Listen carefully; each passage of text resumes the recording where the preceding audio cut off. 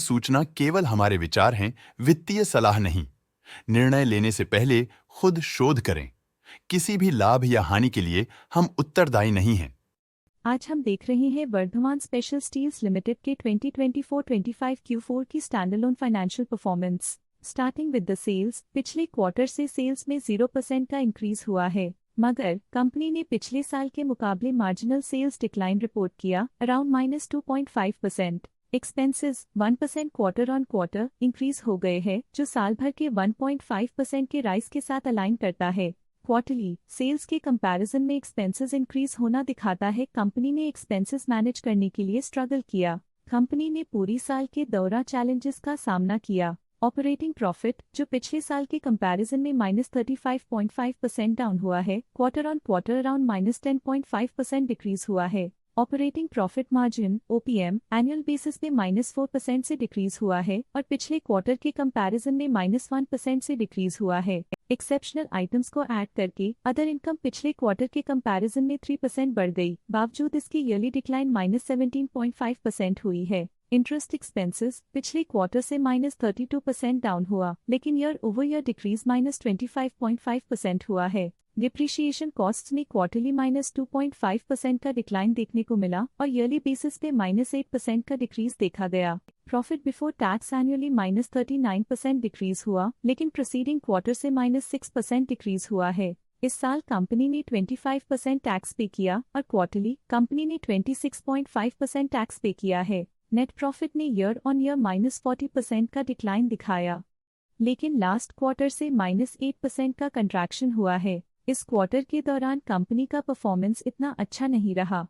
Negative net profit losses को indicate करता है। वहीं अगर एनुअल एनालिसिस की बात करें तो साल के दौरान कंपनी का परफॉर्मेंस अच्छा नहीं रहा। नेगेटिव नेट प्रॉफिट का मतलब है कि कंपनी प्रॉफिट के कंपैरिजन में नुकसान उठा रही है। अर्निंग्स पर शेयर EPS में ईयरली -39.5% का डिक्रीज देखा गया, लेकिन क्वार्टरली में 8% की गिरावट भी नजर आई। इस क्वार्टर में कंपनी का EPS इतना अच्छा नहीं रहा। नेगेटिव प्रॉफिट कमजोर एफिशिएंसी को दिखाता है। वर्धमान स्पेशल स्टील्स लिमिटेड के फाइनेंशियल स्नैपशॉट को रिव्यू करते हुए कुछ मुख्य ट्रेंड्स सामने आए हैं जो कंपनी की परफॉर्मेंस पे रोशनी डालते हैं। मार्च 2022 से मार्च 2025 तक वर्धमान स्पेशल स्टील्स लिमिटेड की फाइनेंशियल जर्नी में सबसे पहले बात करते हैं सेल्स की। इस साल सेल्स में 6% की वृद्धि हुई है और पिछले 4 सालों में 29% की वृद्धि हुई है, जो एक निरंतर अपवर्ड ट्रेंड को दर्शाता है। पिछले साल की गिरावट के बाद इस साल सेल्स फिर से बढ़ना शुरू हुई है, जो सफल रिकवरी स्ट्रैटेजी को दर्शाता है। अब बात करते हैं एक्सपेंसेस की।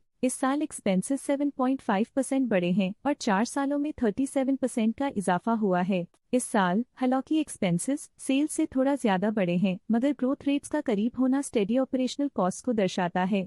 चैलेंजेस से गुजरते हुए ऑपरेटिंग प्रॉफिट ने इस साल -8% की डाउनटर्न देखी, जो एक ट्रेंड को कंटिन्यू करता है। पिछले 4 सालों में -24.5% की डिक्लाइन के साथ इस साल नेट प्रॉफिट में 1.5% की वृद्धि के साथ पिछले 4 सालों में -7.5% की गिरावट हुई है। लगातार 2 सालों तक प्रॉफिट में कमी के बाद इस साल नेट प्रॉफिट में हुए इजाफ ने एक टर्नअराउंड का संकेत दिया है, जो स्ट्रेटेजिक रीअलाइनमेंट्स का असर हो सकता है। इस साल EPS में 1.5% की वृद्धि हुई, हालांकि पिछले 4 सालों में -54% की गिरावट देखी गई है। लगातार 2 साल की गिरावट के बाद इस साल EPS में वृद्धि प्रॉफिटेबिलिटी में रिकवरी के शुरुआती साइंस देती है। चलिए अब बात करते हैं शेयर होल्डिंग पैटर्न की। वर्धमान स्पेशल स्टील्स की शेयर होल्डिंग रिपोर्ट्स कुछ इस प्रकार की हैं, जो अननोन 2025 के तक चलता है। ये रिपोर्ट कंपनी के शेयर्स की डिटेल्ड जानकारी देता है, जिसमें promoters, promoter groups, foreign investors, public investors और सरकारी एंटिटीज शामिल हैं।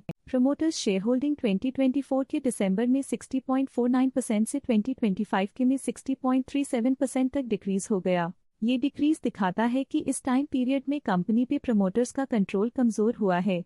पब्लिक द्वारा हेल्ड शेयर्स का परसेंटेज 34.42% से इंक्रीज होकर 2025 के में 34.81% तक का इंक्रीज से देखा गया। ये चेंजेस स्टेट है कि पब्लिक की इन्वेस्टमेंट कंपनी में क्वार्टर टू क्वार्टर इंक्रीज हुई है। जब कंपनी के शेयर्स का अधिकतम हिस्सा प्रमोटर्स, FII, DII या गवर्नमेंट के पास होता है, तब ये माना जाता है कि कंपनी मजबूत हाथों में है, जो स्थिरता और मजबूत समर्थन को दर्शाता है और इस मार्केट की स्थिरता बनी रहती है। डोमेस्टिक इंस्टीट्यूशनल इन्वेस्टर के शेयर होल्डिंग में थोड़ा डिक्रीज आया 2024 के दिसंबर से 2025 के में। जो दिखाता है कि डोमेस्टिक इंस्टीट्यूशंस ने अपने स्टेक को -0.34 से डिक्रीज किया है। FII, फॉरेन इंस्टीट्यूशनल इन्वेस्टर्स ने अपना शेयर होल्डिंग दिसंबर 2024 में 0.58% से 2025 में 0.65% तक इंक्रीज किया। ये बताता है कि फॉरेन इंस्टीट्यूशंस ने कंपनी में अपना इंटरेस्ट 0.07% तक इंक्रीज किया है।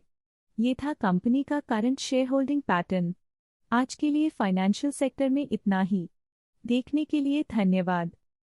स्टॉक लेटेस्ट न्यूज अपडेट के लिए चैनल को सब्सक्राइब करें और वीडियो को लाइक एंड शेयर करें।